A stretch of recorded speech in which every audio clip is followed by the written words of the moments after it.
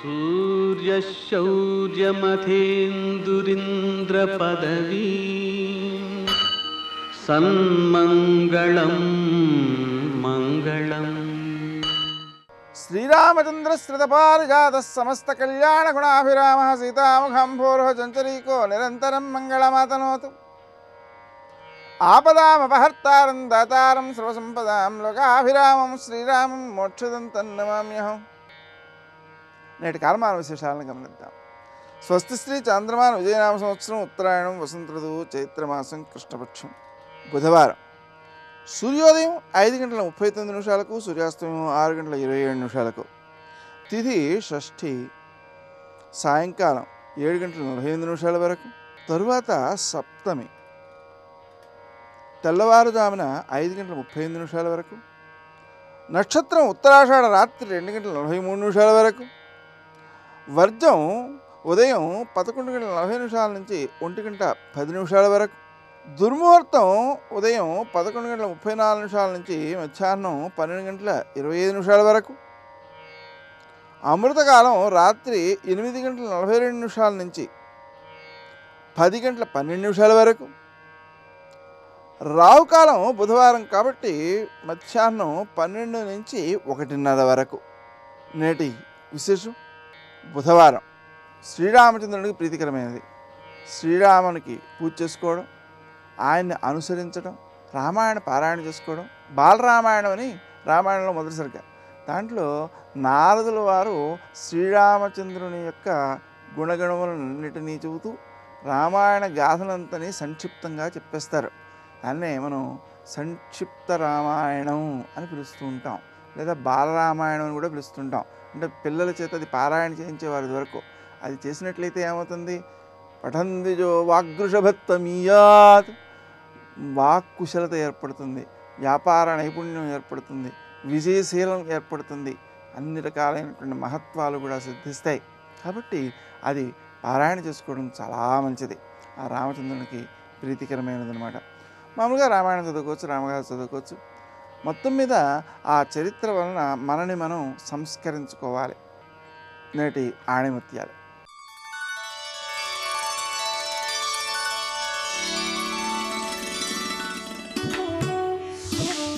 సలహాలు అందరికీ లభిస్తాయి, కానీ వివేకవంతులే వాటి ప్రయోజనం పొందుతారు.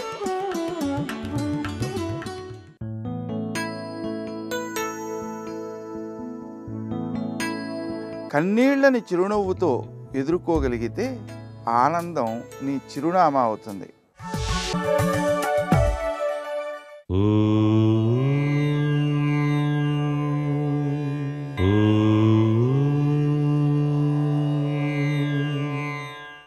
ఓం నమో నారాయణాయ. ఓం నమః శివాయ. శ్రీమాత్రే నమః. ప్రత్యక్ష సాక్షిభూత దైవమైనటువంటి సూర్య భగవాన్ని ఆరాధన సాక్షాత్తు కూడాను ఇక్ష్వాకు వంశానికి చెందినటువంటి రామచంద్రుల వారు కూడాను సూర్య వంశానికి చెందినవారు కావటం విశేషం. అందుచేత ప్రతి ఆదివారం కూడాను రామచంద్ర సంబంధమైనటువంటి శ్లోకాలని కానివ్వండి, లేక రామచంద్రుల వారి అష్టోత్తరనామావళి కానివ్వండి, తప్పనిసరిగా పఠనం చేస్తూ సూర్యోపాసన కనుక చేసినట్లయితే చాలా విశిష్టవంతమైనటువంటి ప్రభావంతో జీవించడానికి ఆస్కారం ఉంటుంది. సాక్షాత్తు శ్రీరామచంద్రమూర్తి కూడాను ఆ యొక్క సూర్య భగవాన్ని జయస్సదా సవితృమండల మధ్యవర్తి నారాయణ సరసిజాసన సన్నివిష్ట కేయూరవాన్ మకర కుండలవాన్ కిరీటి హరిహర ఉపధృత శంఖచక్ర అని చెప్పేసి ధ్యానం చేశాడు. ఇక్ష్వాకు వంశానికి చెందినటువంటి రామచంద్రమూర్తి తన యొక్క వంశ తత్వానికి సంబంధించినటువంటి కులదైవం సూర్య భగవాన్ని ఆరాధన చేసి సూర్యతేజో విలాసంతో కీర్తి ప్రతిష్టలు గడించాడు. అంతేకాకుండా రాముల వారి వద్ద నమ్మిన బంటుగా ఉన్నటువంటి హనుమత్ స్వామివారు కూడాను సూర్య భగవాన్ని వద్దనే సకల విద్యలు కూడా అభ్యసించారు. ఇంత గొప్ప విశేషణ ఇక్కడ మనం గ్రహించాలి. అంతేకాకుండా సూర్య భగవాన్ని ఎవరైతే నిత్యం సూర్య నమస్కారాలతో తప్పనిసరిగా ఆచరిస్తూ ద్వాదశ నామావళిని గనక చక్కగా పఠిస్తారో వారికి ఆరోగ్యం, ఐశ్వర్యం తప్పనిసరిగా లభ్యపడతాయి అని చెప్పేసి శాస్త్రం. సూర్యభగవాన్ని ఎరుపు రంగు పూలతో అర్చన చేయటం సర్వత్రా కూడా శుభదాయకవంతమైన ప్రభావాన్ని ఇస్తుంది. సూర్యభగవానికి నైవేద్యంగా ఆవు పాలతో చేసిన అన్నం పరమాణాన్ని గనక చక్కగా నైవేద్యం గనక సమర్పించినట్లయితే సర్వత్రా శుభం చేకూరుతుందని చెప్పేసి శాస్త్రవచనం. సర్వే జనా సుఖినో భవంతు.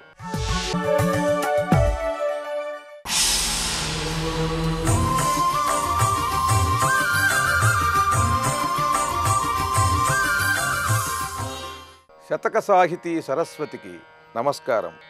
నిన్ను ఇంతగా తలంచియు ప్రమాణము నేరను, జీవి అనుభూతికిన్ ప్రమాణము లేదు.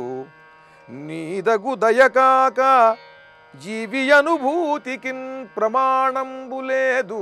నీదగు దయకాక అనువుగా కొలువవే వేసి ఎన్ని అడుగులు గలదో నెనరొప్పనా భక్తి. భద్రగిరి పుణ్యనిలయ శ్రీరామ. ఓ శ్రీరామచంద్ర ప్రభు, నిన్ను ఇంతగా తలంచియు ప్రమాణము నేరను. నిన్ను ఇంతగా భావించి నా భక్తితో, కవిత్వంతో, జ్ఞానంతో, ధ్యానంతో, నిరంతర రామనామ స్మరణతో ఇంతగా నిన్ను భావన చేసి పూజించి కూడా నేను ఇంతగా తలంచియు ప్రమాణము నేరను. నీవు ఎటువంటి వాడవు, నీ ధర్మం యొక్క శక్తి ఎటువంటిది, నీ సత్యం యొక్క శక్తి ఎటువంటిది, నీ యొక్క స్వరూపం ఎటువంటిది అనేది సంపూర్ణంగా నేను తెలుసుకోలేనయ్యా.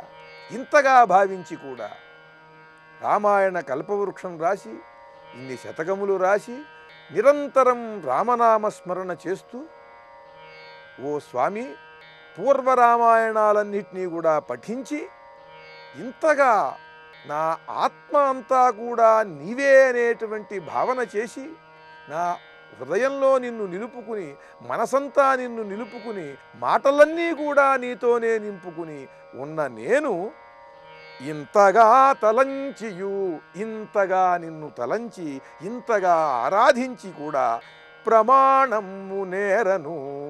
నీవు ఎటువంటి వాడవో నేను తెలుసుకోలేనయ్యా. దాని కొలత నాకు అందదు. నీ యొక్క గొప్పదనం చాటి చెప్పాలంటే దాని కొలత నాకు తెలియదు. జీవి అనుభూతికి ప్రమాణము లేదు. నేను పొందినటువంటి అనుభూతికి ఇంత అని చెప్పడానికి ఒక కొలత లేదు. మరొక్కరు చేసినటువంటి రామనామానికి, రామకీర్తనానికి, రామస్మరణకి వారికి దివ్యానుభూతి కలుగుతుంది. అది ఎంత అంటే దానికి ప్రమాణం లేదు.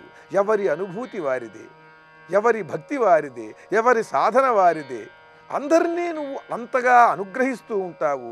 కానీ ఈ వ్యక్తికి ఉన్నటువంటి భక్తికి ప్రమాణం ఎంత అంటే ఎవడూ చెప్పలేడు. అతను పొందినటువంటి అనుగ్రహం ఎంత అంటే ఎవడూ చెప్పలేడు. జీవి అనుభూతికి ప్రమాణంబు లేదు. నీదగు దయకాక నీ యొక్క కరుణ మాత్రమే దానికి ప్రమాణం.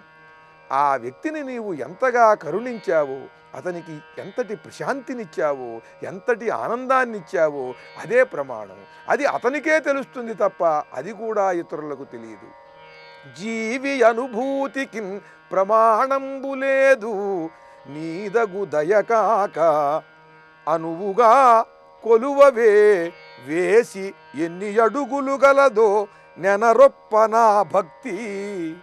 అందుకని ఈ కొలత సహజంగా అడుగులలో కొలుస్తారు. ఇన్ని అడుగులు అని. నీ పాదములతో, నీ పరమ పవిత్రమైనటువంటి దివ్య పాదములతో నా భక్తి ఎంత విస్తారమైనది, ఎంతగా విస్తరించి ఉన్నదో దాన్ని నువ్వు కొలవయ్యా అని దివ్యమైనటువంటి పాదములతో ఓ స్వామి అనువుగా కొంత వేసి, అనువుగా కొలువవే వేసి ఎన్ని అడుగులు కలదో నెనరొప్పనా భక్తి. భద్రగిరి పుణ్యనిలయ శ్రీరామ. నీ దివ్య పాదములతో నా భక్తి ఎంత విస్తరించి ఉన్నదో, ఎంతటి ప్రదేశం వ్యాపించి ఉన్నదో దాన్ని నువ్వు కొలవయ్యా స్వామి అంటూ చమత్కారంగా శ్రీరామచంద్రుణ్ణి వేడుకుంటూ ఆర్తితో భక్తితో సర్వసమర్పణతో ఆ శ్రీరామచంద్రునికే అంకితమై అద్భుతమైన శతకాన్ని వ్రాసి మనకు అందించిన కవి సమ్రాట్ విశ్వనాథ సత్యనారాయణ గారి భద్రగిరి శతకంలోని మరి ఒక పద్యం గురించి రేపు ఉదయం తెలుసుకుందాం. జై శ్రీరామ్. ఉన్నది నీవొక్కడవే ఉమానాథ, నాకున్నది నీవొక్కడవే ఉమానాథ, ఉన్నది నీవొక్కడవే ఉమానాథ. సకల భువన భూత భావనాభ్యాం జనన వినాశ విహీన విగ్రహాభ్యాం నరవర యువతీ వపుర్ధరాభ్యాం సతతమహం ప్రణతోస్మి శంకరాభ్యాం, సతతమహం ప్రణతోస్మి శంకరాభ్యాం. శివాయ గురవే నమః. శ్రీమాత్రే నమః. శ్రీ విష్ణురూపాయ నమః శివాయ.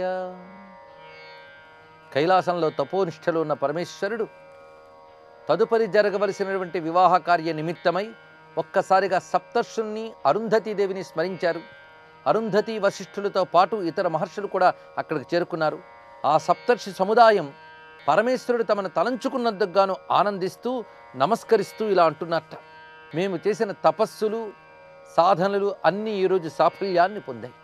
వాంగ్మనఃకాయజం కించిత్ పుణ్యం స్మరణ సంభవం తత్సర్వం సంగతం చాద్య స్మరణానుగ్రహాత్తవ. పరమేశ్వర, మేము చేస్తున్నటువంటి నిత్యకృత్యము తపస్సు. ఆ తపస్సు ఏమిటి అంటే నిన్ను నిరంతరం స్మరించడమే.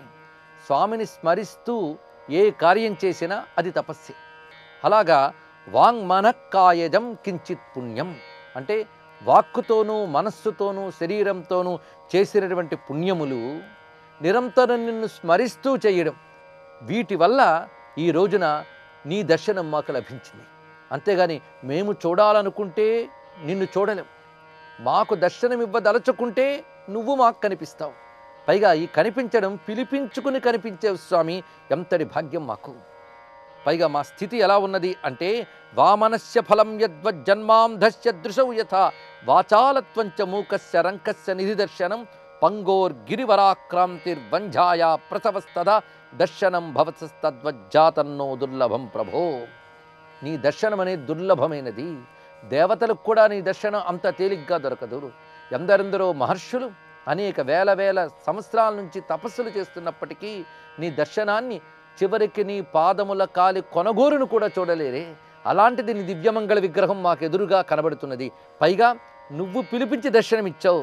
ఈ స్థితి ఎలా ఉన్నదంటే అతి పొట్టివాడికి తాను అందుకోవాలి కానీ అందుకోలేను అనుకున్నటువంటి చెట్టు కొమ్మ మీద పండు అందినట్లుగా, అదేవిధంగా జన్మాంధునికి ఒక్కసారి చూపు వచ్చినట్లుగా, మూగవాడికి మాట వచ్చినట్లుగా, దరిద్రుడికి గొప్ప నిధి కనబడినట్లుగా, కుంటివాడు అలవోకగా పర్వత శిఖరంపైకి చేరుకున్నట్లుగా దుర్లభమైనది ఏదో అది మాకు లభించినది. ఈరోజు మహదానందముగా ఉన్నది స్వామి. పైగా ఈ రోజు నుంచి మా ఋష్యత్వం సార్థకమైంది అన్నారు. ఇది గొప్ప మాట.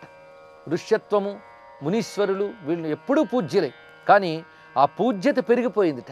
ఋషులు అందరి చేత పూజింపబడుతూ ఉంటారు. ఆ ఋషులు మమ్మల్ని పూజించే స్థితి కేవలం నీ అనుగ్రహం వల్ల ఇప్పుడు లభించింది. అద్య ప్రభృతి లోకేషు మాన్యా పూజ్యా మునీశ్వరా జాతాస్తే దర్శనాదేవ సముచ్చై పదమాశ్రితా. నీ దర్శనం చేత మేము పూజ్యులమయ్యాం, ఉన్నతత్వాన్ని పొందాం, నీ పాదాలను ఆశ్రయించినటువంటి వారము అని ఎప్పుడైతే వారు దివ్యమైన స్తోత్రములు చేసి స్వామిని ప్రసన్నం చేసుకున్నారో అప్పుడు పరమేశ్వరుడు వారితో మాట్లాడుతున్నట్ట. ఇక్కడ పురాణవేత్త అద్భుతమైన శబ్దాన్ని చెప్తున్నాడు. లౌకిక ఆచారమాశ్రిత్య రమ్యం వాక్యముపాదదే. పరమేశ్వరుడు లౌకికాచారాన్ని ఆశ్రయించి మాట్లాడుతున్నాడు అని. ఇక్కడ రకరకాల ఆచారాలు స్వామి చూపిస్తున్నాడు. ఆచారాలు నిజానికి 3 విధాలుగా ఉంటుంది. ఒకటి శాస్త్రాచారము, రెండవది ప్రాంతాచారము, మూడవది కులాచారము. ఈ ఆచారములు ధర్మాన్ని నిలబెడతాయి. ఆచార ప్రభో ధర్మ. అందుకు ఈ పరంపరాగతమైన 3 రకాల ఆచారాల్ని ఎవడు విడిచిపెట్టడో వాడికి మంగళములు లభిస్తూ ఉంటాయి. ఇది శాస్త్రం చెప్తున్నటువంటి వాక్యం. పైగా పరమేశ్వరుడు లోకాతీతుడు. అలాంటి ఆయన లౌకికాచారాన్ని ఆశ్రయించి మాట్లాడుతున్నాడంటే అదే లీల అంటే. ఎందుకంటే వివాహం అనేది లోకానికి సంబంధించిన పని. పరమేశ్వరుడు లోకాతీతుడు, ఆయనకి వివాహం పెళ్ళిళ్ళు ఇవన్నీ ఆయనకు అవసరమా? కానీ శివకళ్యాణం అనేటువంటి ఒక లీలను చేయబోతున్నాడు కనుక లీలలో భాగంగా లౌకికాచారాన్ని చూపిస్తున్నట్ట. అది చూపించే ముందు ఒకసారి నవ్వేట.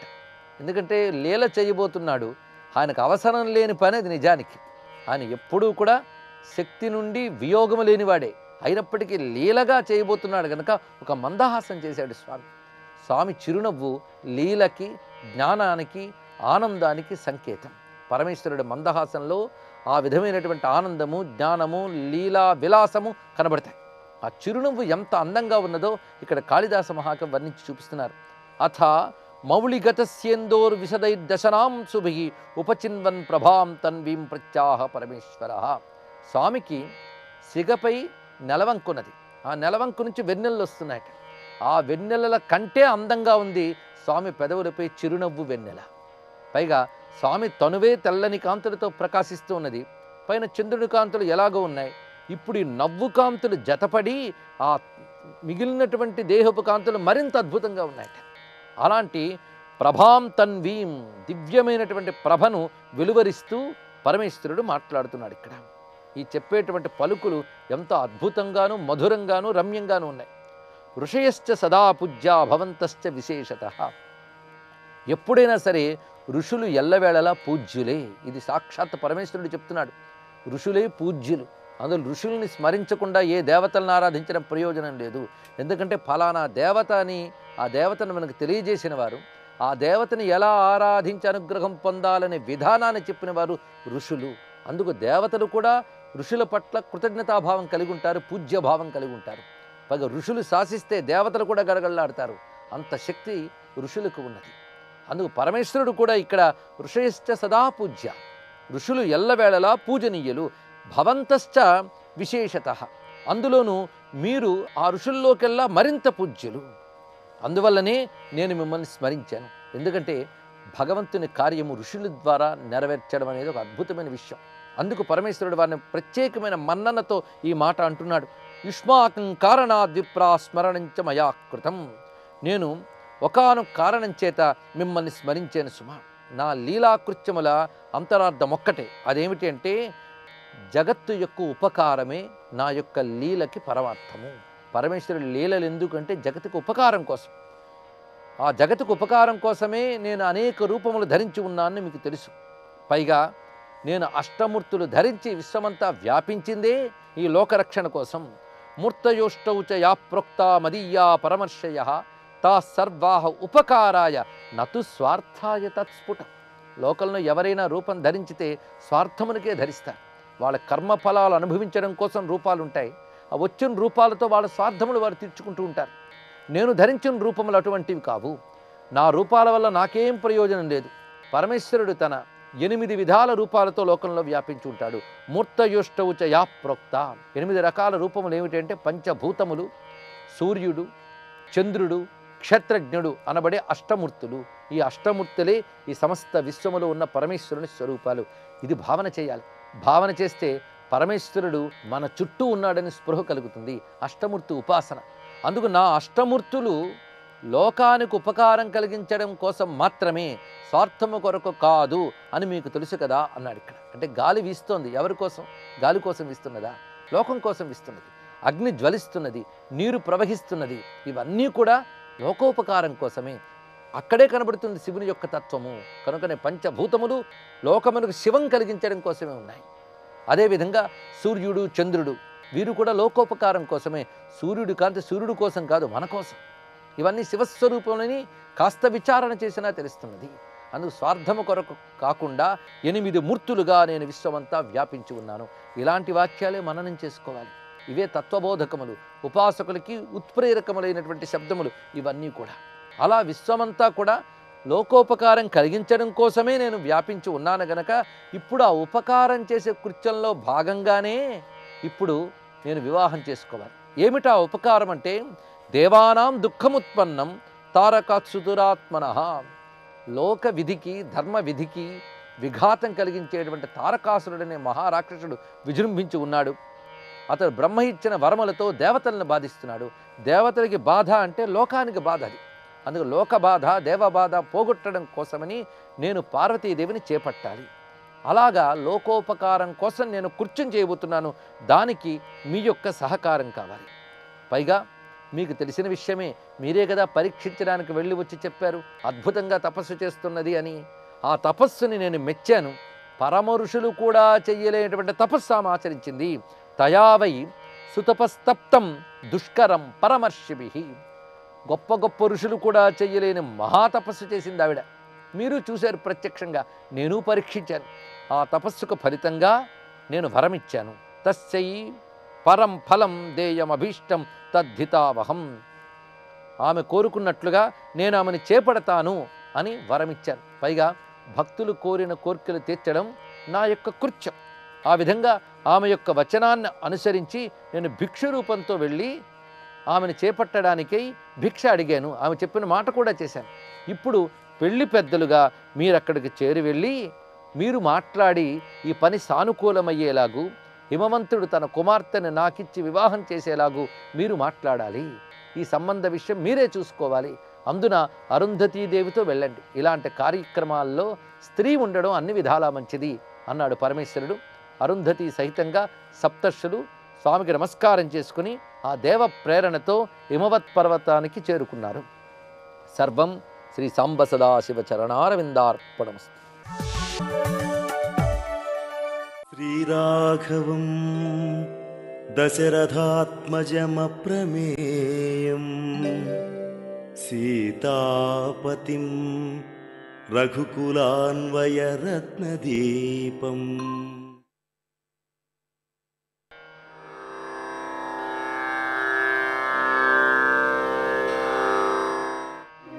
తత్ర లంకాం సమాసాద్య పురీం రావణపాలితాం దదర్శ సీతాం ధ్యాయంతీం అశోకవనికాం గతాం. హనుమంతుడు రావణాసురుడు పాలిస్తున్నటువంటి లంకానగరానికి చేరుకున్నాడు. అక్కడ అశోకవనంలో ఉండి రాముణ్ణే ధ్యానిస్తూ సీతను చూశాడని ఇక్కడ తాత్పర్యము. గొప్ప బలవంతుడైనటువంటి హనుమంతుడు ఎవరూ దాటలేని గొప్ప సముద్రాన్ని దాటాడని తెలుసుకున్నాం కదా. హనుమంతుడికి అనేక వేల యోజనాలు దాటగల శక్తి ఉంది. ఆయనకు సముద్రం గోష్పాదము అని కూడా, అంటే గోవు పాదము అంత మాత్రమే. అంతే. హనుమంతుడు 4 వైపుల నుంచి లంకానగరాన్ని పరీక్షించాడు. పరిగెత్తి లోపలికి వెళ్ళాలనుకున్నాడు, కానీ పురుగు కూడా లోపలికి పోకుండా ఉండేటువంటి కోటగోడలు పటిష్టంగా ఉన్నాయి. ఒక్క దోమ కూడా లోపలికి వెళ్ళటానికి వీల్లేదు. ఎవరికీ కనిపించనంత సూక్ష్మ రూపాన్ని ధరించాడు. ఇంకా దోమ కన్నా ఇంకా సూక్ష్మ రూపం ధరించాడు. పురుగు కన్నా ఇంకా సూక్ష్మం ధరించాడు. లంకాపట్టణానికి లోపలికి పోవాలని చెప్పేసి హనుమంతుడు చూశాడు. వెంటనే హనుమంతుడి ముందు లంకాదేవత వికృత రూపంతో ప్రత్యక్షమై అడ్డగించింది. అరచేతితో హనుమను కొట్టింది. ఒక్క పర్యం ఒక గుద్దు గుద్దింది. హనుమంతుడి కోపం వచ్చి ఎడమ చేతి పిడికిలితో లంకాదేవత తల మీద బలంగా ఒక గుద్దు గుద్దాడు. ఆమెను ప్రసన్నం చేసుకున్నాడు. ఆమె అనుమతిని పొంది లోనికి వెళ్ళాడు. లంకలోకి అడుగు పెడుతూ ఎడమ పాదాన్ని ఉంచాడు. మామూలుగా ఎడమ పాదం ఉంచితే సర్వనాశమని, నాశనం అయిపోతుంది, వాళ్ళందరూ నాశనం అయిపోతారు. కుడి పాదం ఉంచితే శ్రేయస్సు అని. ఎడమ పాదాన్ని ఉంచటం శత్రువుకు అపజయం కలిగిస్తుంది, రామప్రభువుకు జయం కలుగుతుంది.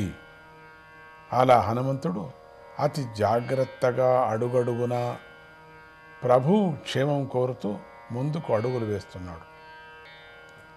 రాక్షసాసురులోనిదే ఆ తేడాలను, వారి ఆచరణ అంతా, రాక్షసుల్లో ఎవరెవరు ఉన్నారో వాళ్ళు కూడా రాక్షస దేవతల్లాగానే అనుకోండి. శాపగ్రస్తులైన వాడు కదా వీళ్ళంతా కూడా. రాక్షస మందిరాల్లో నలుమూలలా వెతికాడు, ఎక్కడన్నా ఉందా సీత అని. బంగారు ప్రాకారంతో ఉన్నటువంటి ఒక భవనం కనిపించింది వాడికి. అప్పుడు హనుమంతుడు దానిలోకి వెళ్ళి చూస్తున్నాడు. సేనానాయకుల భవనాలు కనిపించాయి అక్కడ. ఆ భవనాలు తరువాత రావణాసురుడి భవనం కనిపించింది. అక్కడ వికృత రూపులైనటువంటి అనేక మంది రాక్షసులు వివిధ రకాలైనటువంటి ఆయుధాలతో రావణాసురుడి భవనాన్ని కాపలా కాస్తున్నారు. రావణుడి గృహం పేరు పుష్పకం. రావణాసురుడు పుష్పక విమానంలో నివసిస్తూ ఉన్నాడు. అంటే అది ఒక పెద్ద భవనం. అది అక్కడ 2 ఏనుగులు లక్ష్మీదేవికి అభిషేకం చేస్తున్నట్లుగా ఉన్నటువంటి చిత్రాన్ని కూడా చూశాడు. అక్కడ హనుమంతుడికి సీతాదేవికి అక్కడ కూడా కనిపించలేదు. అయినా హనుమ అధైర్యపడలేదు. ఇక్కడ కనపడుతుందేమంటే అక్కడ కూడా లేకపోతే చాలా దిగులు పడతాడేమనుకుంటే లేదు, ఇంకా కూడా దీక్షగా ప్రయత్నం సాగించాడు. హనుమంతుడు విసుగు చెందకోకుండా ప్రతి గదిని ప్రతి మూలను పరిశీలించుకుంటూ సీతామాత కోసం అన్వేషణ సాగించాడు. రావణుని రాజభవన సౌందర్యాన్ని కూడా చూశాడు. ఇది స్వర్గలోకాన్ని మించిన బ్రహ్మలోకంలాగా ఉంది అనుకున్నాడు. అంత అద్భుతంగా ఉంది ఆ భవనం. రామును తలుచుకొని తన ఆలోచన నుండి బయటపడి మళ్ళీ వెతుక్కుంటూ ముందుకు కదిలాడు. పెద్ద పంచం మీద గొప్ప తేజస్సుతో పడుకున్నటువంటి రావణాసురుణ్ణి చూశాడు.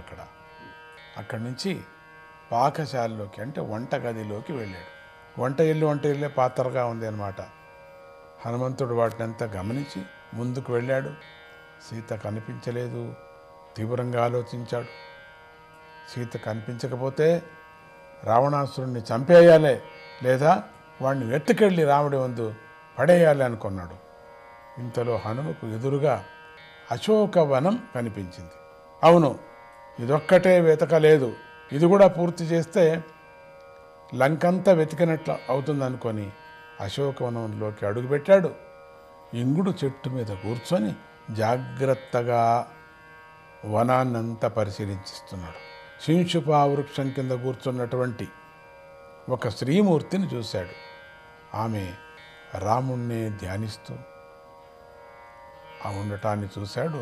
రామస్మరణనే చేస్తుంది అనుకున్న ఆమెనే సీత అని గ్రహించాడు. సీతారామాభ్యాం నమః.